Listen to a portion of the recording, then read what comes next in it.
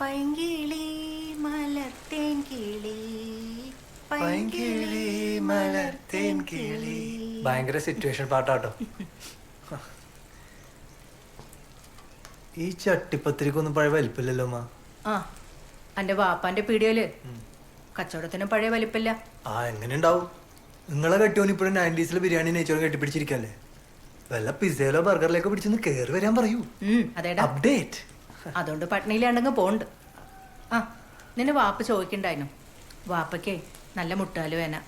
കുറേ നേരം അടുപ്പിച്ച് പീടികയിലിരിക്കാൻ പറ്റണില്ല. നിന്നോടൊന്ന് ചെല്ലാൻ പറ്റുമെന്ന് ചോദിച്ചു വാപ്പ.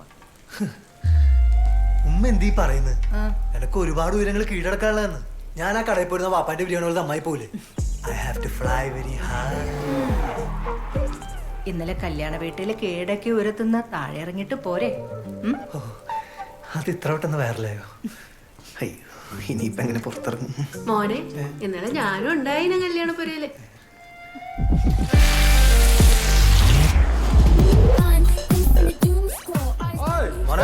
എന്തായി ശമ്പളം കിട്ടിയ?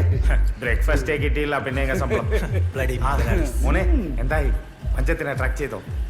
ഞാൻ കുറെ നോക്കി പക്ഷെ റൂട്ട് അങ്ങോട്ട് ക്ലിയർ ആവുന്നില്ല. Network problems. ആ നീ അവള് വിളിച്ച ഫാത്തിമാന്? പിന്നെ കല്യാണം കഴിഞ്ഞ് പറ്റിയ ദിവസമല്ലേ ഫാത്തിമനെ വിളിക്കുന്നത്. അതിനെന്താടാ പേരും ഡീറ്റെയിൽസ് അറിയാണ്ടേ? നീ വിളിയടാ, നീ ഫാത്തിമ വിളിയടാ. വിളിക്കാലേ? കാര്യം പേര് കിട്ടിയ ഞാൻ ഇൻസ്റ്റേത്ത് വേറെ കാര്യം.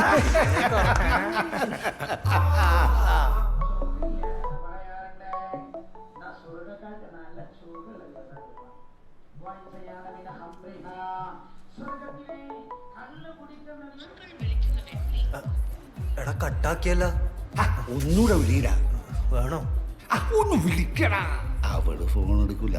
അവൻ വിളിച്ചാൽ അവൾ ഫോൺ എടുക്കും. 1000 rupees ബെറ്റ്. ഫോൺ എടുത്ത് ഇന്നലെ കല്യാണത്തിന് പാട്ട് പാടില്ലേ? ഓനാ എന്റെ പാത്തു. ഈ പാട്ടും കൂത്തൊക്കെ പടച്ചോ നമുക്ക് ഹറാമാക്കിയിട്ടുള്ള കാര്യങ്ങളാ. അതുകൊണ്ട് അത് ചെയ്യുന്ന ആൾക്കാരും നമുക്ക് ഹറാമാണ്. നമുക്ക് അവരായിട്ടുള്ള കൂട്ടൊന്നും വേണ്ട കേട്ടോ. കണ്ടാ എടുത്തില്ല. പിന്നെ കട്ടാക്കി. അവർക്ക് എന്തൊക്കെ പരിപാടി ഉണ്ടാവും. പുതുക്കല്ലേ, പുതുമൂടി അല്ലടാ. കോടി കാശ് അതും പോയി. വാ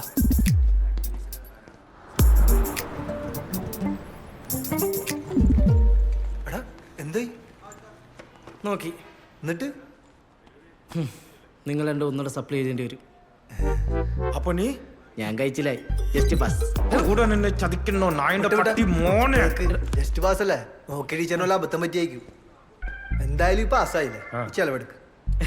എന്റെ പൊന്നളിയാ, 10 പൈസ കയ്യില്. എണ്ണ അടിക്കാനുള്ള എന്താ ഇലക്ട്രിക് വണ്ടി? താടാ പൈസ. ദിവസത്തെ ഫുൾ ചെലവ് ഇവന്റെ എന്നൊക്കെ എന്റെ കിട്ടും. കാണിച്ചു തരാം. അത് അപ്പഴല്ലേ? അപ്പ കണ്ടോളാം. പക്ഷെ ഇപ്പൊ അതല്ല വിഷയം.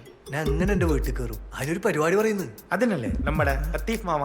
ലത്തീഫ് മാമ അത് റിസ്ക് ആണ്. എടാ ലത്തീഫ് മാമ സൗർ മാമ നമുക്ക് സെറ്റാക്കണ.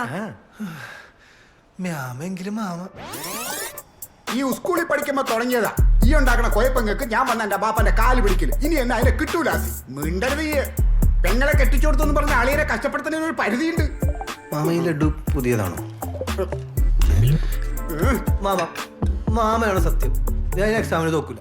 എന്താ എനക്ക് എത്ര ഉറപ്പ്? ഞാൻ നിർത്തി. തോക്കല് നിർത്തിയാ? അല്ല എക്സാം എഴുതി നിർത്തി. ഫസ്റ്റ്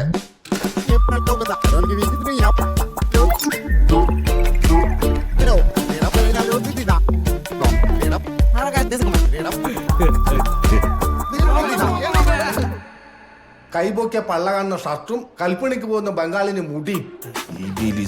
അളിയാ അതിഥി തൊഴിലാളികളെ പറയരുത്. ഓര് പണിയെടുത്ത് ജീവിക്കണവരാ. അതുപോലെയാണ് പോയി പറഞ്ഞു കൊടുക്ക്. ഇവന് ജമ്മത്ത് ശരിയാവുന്ന എനക്കൊന്നുമില്ല. ഫുൾ ടൈം ചങ്ങായിമാരോടത്തില്ല കറക്കും, കല്യാണപ്പതയിലെ പാട്ടും ഒന്നൊക്കെ മേലെ ആൽബം പിടുത്തു. അത് ആൽബല്ലാപ്പ റീല്. റീല് ഇവന്താ ഇവിടെ?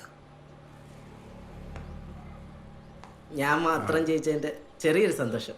ലേശം മധുരം കഴിക്കാൻ. മാമ ലഡു.